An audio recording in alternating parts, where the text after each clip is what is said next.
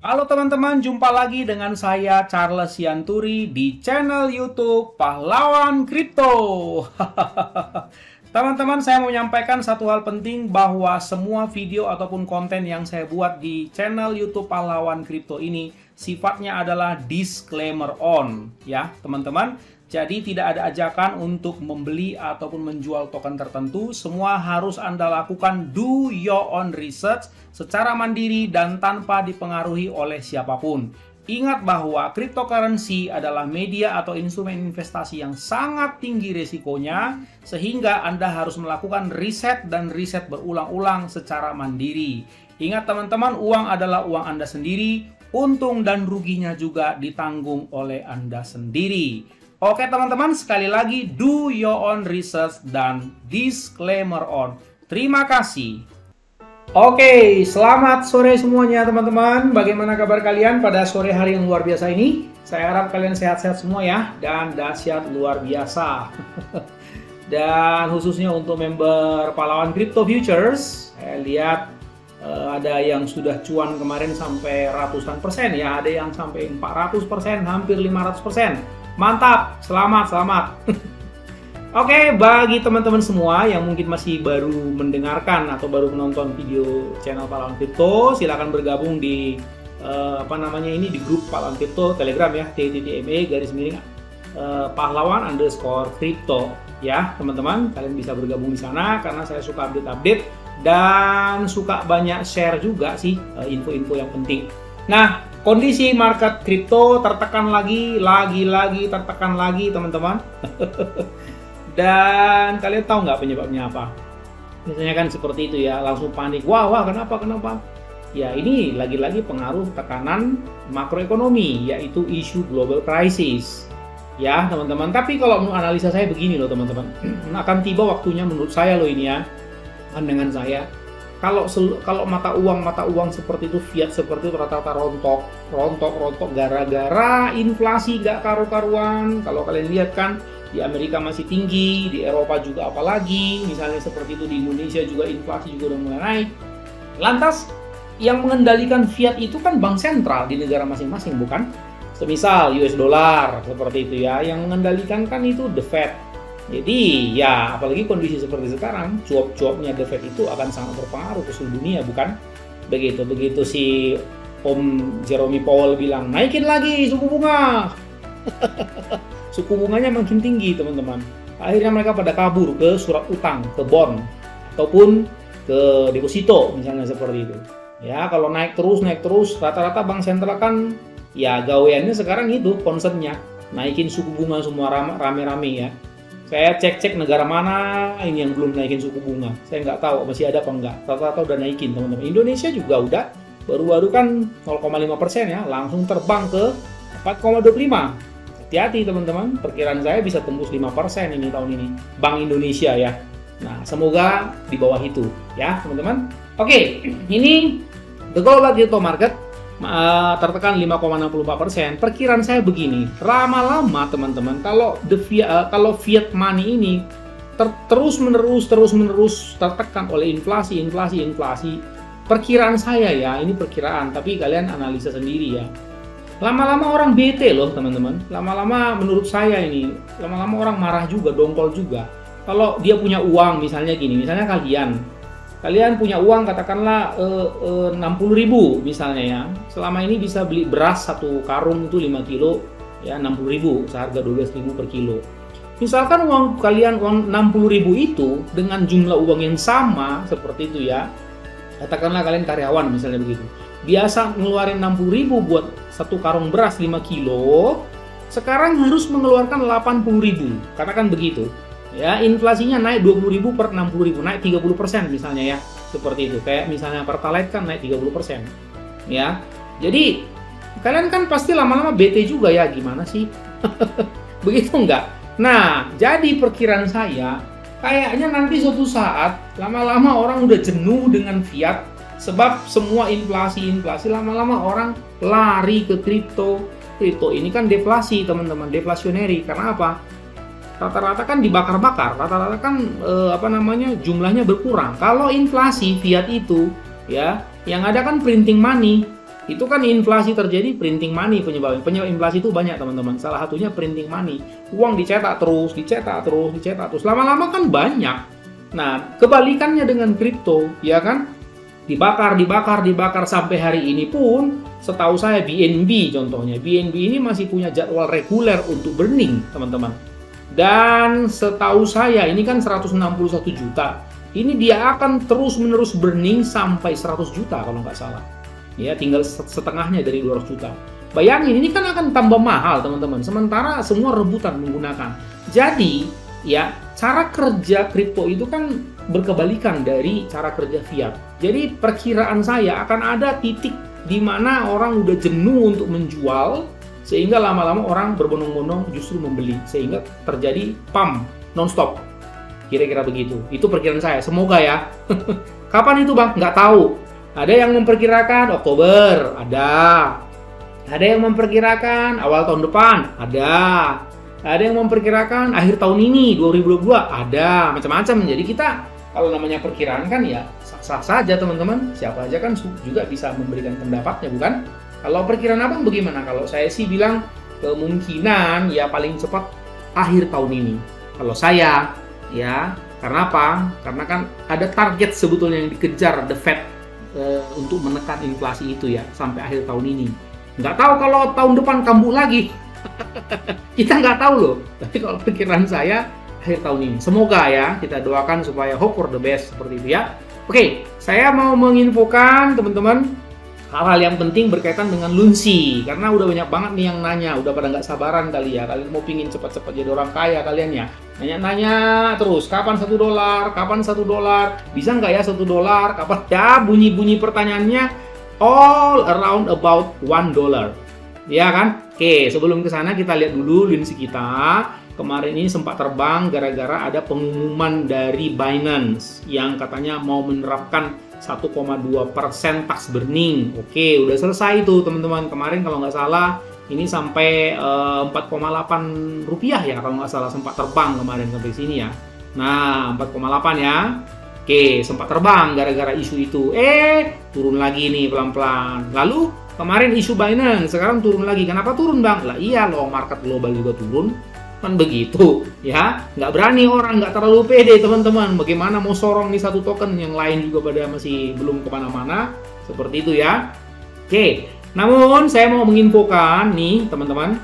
Jadi kalau kalian perhatikan Lunsi ini kan supply-nya itu kan 6 saya pakai miliar lah ya. 6.904 sekian miliar. Jadi kan ceritanya ini kayaknya di restart ini ya.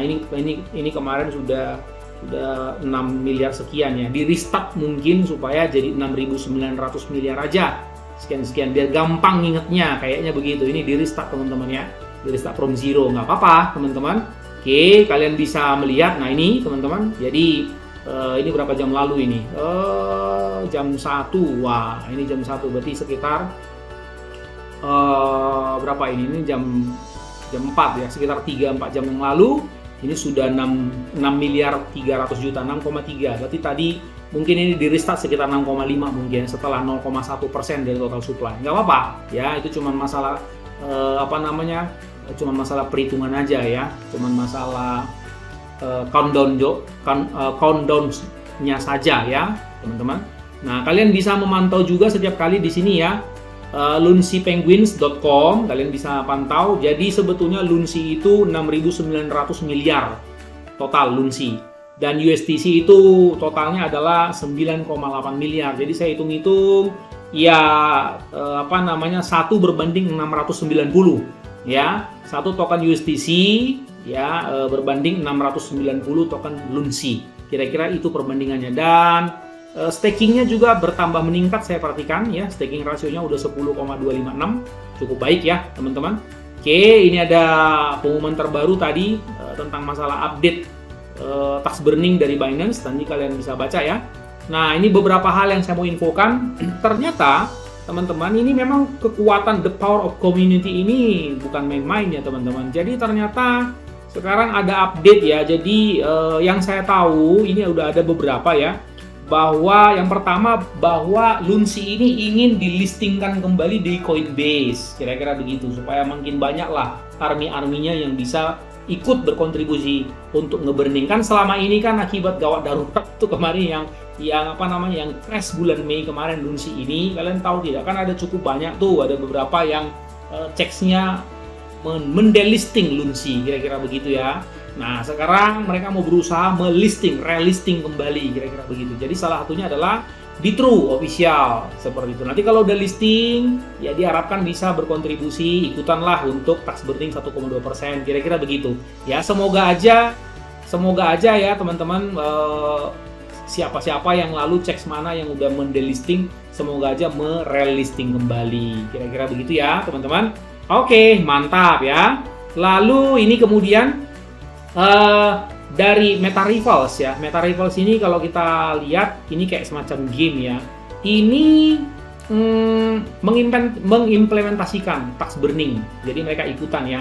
How Meta Rivals is going to implement 1.2% Luna tax burn ya. Jadi mereka mau ikutan, kira-kira begitu ya teman-teman. Ini dia ya.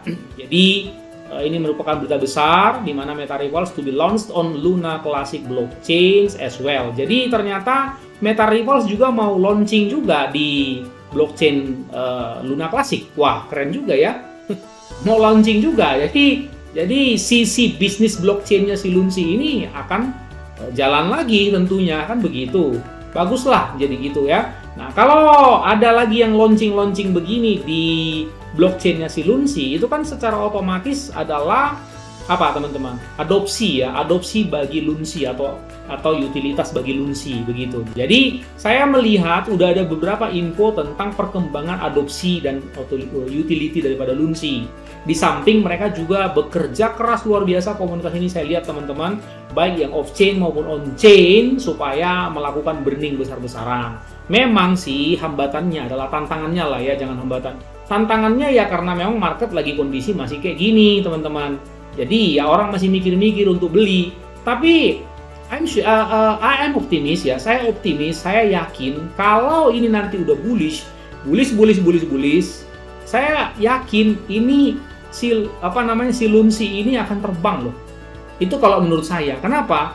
Ya sebetulnya kan ini kan tokennya udah jelas, bukan seperti token-token yang masih baru bangkit loh teman-teman ya. Ini kan sebetulnya tokennya udah jelas gitu loh. Terus komunitasnya juga luar biasa. Ini kalau kalian lihat, misalnya klik di sini ya, klik di sini aja deh. Nah, ini kalian lihat ini komunitasnya. Twitternya aja, komunitas Twitternya ya, kita lihat ya teman-teman. Nih 1,1 juta pengikut. Nggak main-main itu teman-teman. Jadi cukup besar komunitasnya begitu. Belum lagi validator dan lain-lain, itu kan banyak itu teman-teman ya. Jadi saya rasa secara fundamental tanda kutip ya, ini udah cukup besar gitu loh. Jadi pasti semua akan perjuangkan begitu ya teman-teman. Lalu kemudian ini dia Meta Rivals. Kalau kalian mau tahu di Meta Rivals sendiri mereka sudah bikin pengumuman ya. Begitu ya. Oke. Kemudian dari komunitas LunsDAO ini juga rajin juga kasih info-info ya teman-teman. Jadi saya rasa ya memang nggak ada obat selain yang namanya sabar teman-teman, karena jumlahnya kan banyak 6.900 miliar ya. Ini Bitrue complete di tax burn tadi saya udah bilang ya. Nah terus ini ada analisa ya, sah-sah saja nggak apa-apa teman-teman ya. Nah ini sekedar perbandingan, kalian bisa lihat mereka coba bandingkan dengan yang namanya Shiba Inu. Ya, Lunsi itu supply-nya kan 6,9 triliun saja atau 6.900 miliar. Ya, sementara Shiba Inu jauh lebih banyak loh, teman-teman. Itu 100 kali lipat hampir ya. Bisa dibilang ya 90 kali lipat lah ya, 90 kali lipat lebih banyak daripada si Lunsi itu supply-nya Shiba Inu. Lalu burningnya Shiba Inu itu kurang lebih 500 juta ya, kita anggap benar lah ini datanya, 500 juta per minggu. Sementara Lunsi kemarin rekornya pernah sempat menyentuh 480 juta per hari. Sudah supply-nya lebih sedikit, burningnya lebih banyak. Nah, jadi mereka berusaha memberitahu di sini ya, inti cerita ini harapan buat terbangnya Lunsi menurut mereka jauh lebih cepat daripada terbangnya Shiba Inu. Menurut mereka loh ya, seperti itu. Tapi kita kan tahu bahwa Shiba Inu juga nggak kalah juga dengan kerjasama dengan ratusan bisnis untuk menciptakan penyerapan adopsi atau utilitas daripada tokennya. Seperti di samping mereka juga sementara membangun Shibarium. Saya nggak tahu, dengar sih katanya Oktober, semoga aja Shibarium ini benar-benar launching ya di Oktober. Sama kayak Baby Doge juga itu katanya kalau nggak salah minggu depan kalau nggak salah Baby Doge Swap. Ya, itu dengar-dengar mau launching juga. Baguslah gitu. Jadi token-token yang suplainya kebanyakan ini tanda kutip, kita berharap ada burning besar-besaran. Itu betul, karena ada karenanya teman-teman. Karena mereka punya utilitas dan adopsi, ya, penggunaan atau kegunaan daripada token itu sudah banyak malah begitu loh ya. Kecuali Baby Doge, saya belum tahu ya, rasanya baru cuma di NFT doang. Tapi kalau kayak semacam Shiba Inu, itu ratusan bisnis sudah kerjasama sama mereka. Lunsi juga udah puluhan itu, project-project yang launching di Lunsi Blockchain, itu banyak loh. Seperti itu ya, bukan kayak token-token yang baru-baru itu, itu kan belum tahu juga gunanya apa, utilitasnya apa gitu. Kalau token basisnya hanya burning-burningan, nggak jelas utilitas ataupun adopsinya, ya kita patut was-was. Tapi kan kalau Lunsi nggak begitu teman-teman. Oke? Nah, sekedar gambaran teman-teman ya. Jadi ada yang nanya gitu loh, nggak sabaran, aduh gimana kapan $1? Gini aja deh. Ya, di sini kan 400 juta per hari, 480 ya. Taruhlah 500 lah gitu loh. 500 juta per hari kali 30 hari. Jadi sebetulnya kan 15 miliar ya per bulannya. Tapi ingat, kita mengestimasi ini kan 15 miliar per bulan dalam kondisi market lagi sepi. Ya, lagi sepi begini gitu loh. Lagi bukan sepi sih, apa ya namanya ya? Indeks fear and greed itu ya. Fear and greed itu lebih dominan fear. Ya, kalau kalian misalnya lihat gitu ya. Nah, coba lihat di sini. Indeks. Nah, ini kalian bisa lihat nih hari ini ya. Lihat coba mana? Nah, di sini kita lihat ya sama-sama teman-teman. Jadi saya selalu ngelihat alternatifnya acuannya dari sini. Ya, kalau orang masih pada ketakutan ya susah begitu ya. Nah, tuh masih now 20. Wah, ini kan sempat kemarin malah di bawah 20 gitu loh. Jadi kondisi-kondisi ini belum terlalu aman. Sempat kemarin udah 30-an, turun lagi gitu loh. Makanya saya bilang hati-hati kalau udah sempat 50, 51. Wah, itu udah gaspol. Tapi kan belum teman-teman. Cuma nyampe sini ya 30-an ya kalau nggak salah. Udah turun lagi. Ada berita-berita isu-isu apa ya. Om Powell mau cuap-cuap ya turun lagi gitu loh ya. Jadi belum stabil gitu. Jadi yang harus kita lakukan ya bersabar seperti itu ya. Sambil si Lunsi ini dibakar-bakar kan gitu ya. Oke. Lalu perhitungan saya begini ya teman-teman. Nah, mana tadi ya? Nah, ini. Nah, saya rasa saya tidak muluk-muluk kalau kondisi lagi bullish-bullishnya ya 4 kali lipat dari sekarang. Itu muluk-muluk nggak menurut kalian? 4 kali lipat dari sekarang. Ya, nggak muluk-muluk rasanya. Jadi berarti 60 miliar. Ya, 60 miliar. Nah, itu kan mau di-set supaya tersisa 10 miliar. Ini belum exact benar loh ya teman-teman. Ini baru perhitungan kasar. Jadi jangan kalian telan bulat-bulat. Ini 6.900 miliar. Sisa sekarang ya suplainya. Kurang 10. Kan mau disetting supaya tinggal 10 miliar saja bukan? Oke. Lalu anggaplah tadi saya bilang 4 kali lipat. Berarti dibagi 60 miliar. Ya kan? Saya butuh 114 bulan dibagi dengan 12 bulan dalam setahun. Tuh. Jadi 9,5 tahun ya. Jadi bila ini 9,5 tahun, bila apa itu Bang? Bila dia sisanya 10 miliar Lunsi saja, kalau dikali dengan $1 berarti kan 15.000 ya. Berarti maksudnya kan 150.000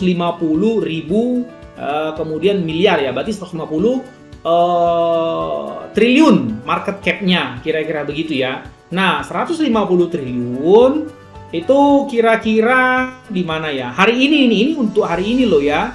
Ya, di bawah DAI lah. Ya, di atas Polygon. Hari ini, tapi bisa aja yang besok-besok kan berubah, teman-teman. Nah, seperti itu ya, teman-teman. Sekitar 9,5 tahun. untuk bisa nyampe ke katakanlah 10 besar ya, dengan market cap 150 triliun. Estimasi saya. Namun, menurut kalian mungkin tidak ya? Ketika udah bullish, kalau udah bullish, teman-teman, saya rasa validator itu juga akan banyak untungnya. Kan ini kan sekarang validator atau siapapun juga yang pembakaran off chain itu kan dari cuan-cuannya dari mana-mana begitu loh. Contohnya juga seperti di Binance ya, trading fee itu dipakai dikonversi kemarin kata CZ, dikonversi langsung menjadi lunsi, langsung lunsinya dikirim ke alamat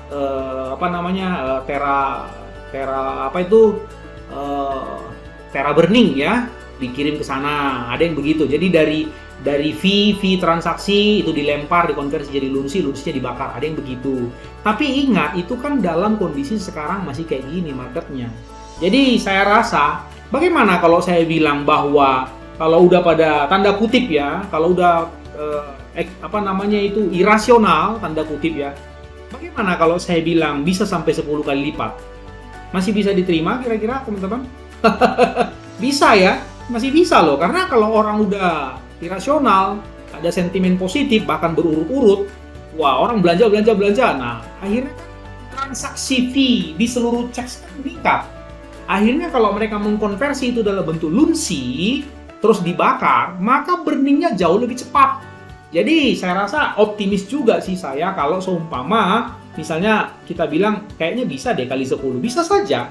Kalau misalnya melejit begitu 10 kali lipat. Jadi kalau tadinya 15 miliar menjadi 150 miliar per bulan ya, kali 12, setahun kan 1.800. Jadi 6.890 begitu bagi berapa tadi itu? 1.800 ya, teman-teman. Nah, 3,8 4 tahun begitu. Jadi kesimpulannya apa, Bang? Kesimpulannya lunsi bisa $1 150 triliun rupiah market cap-nya. Bisa. Dalam 4 tahun bisa, Bang? Bisa. Asalkan apa? 10 kali lipat dari sekarang kualitas burningnya. Alias 1.800 miliar per tahun ya terbakar lunsinya. Seperti itu. Ya, atau per bulannya sekitar 150 miliar. Kira-kira gitu ya. Ya, kita doakan semoga bisa gitu kan. Kalau di kripto kan ya nggak ada yang nggak bisa, nggak ada yang nggak mungkin. Lawang Shiba Inu aja dari berapa jadi berapa itu jutaan %. Ya kan bisa kan?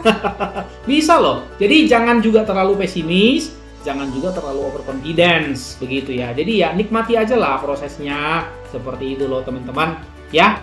Oke, segitu aja saya rasa penjelasan tentang lunsi. Kalau saya selalu berpikir kalau ini ngedam sampai mungkin ke Rp1, itu adalah keuntungan.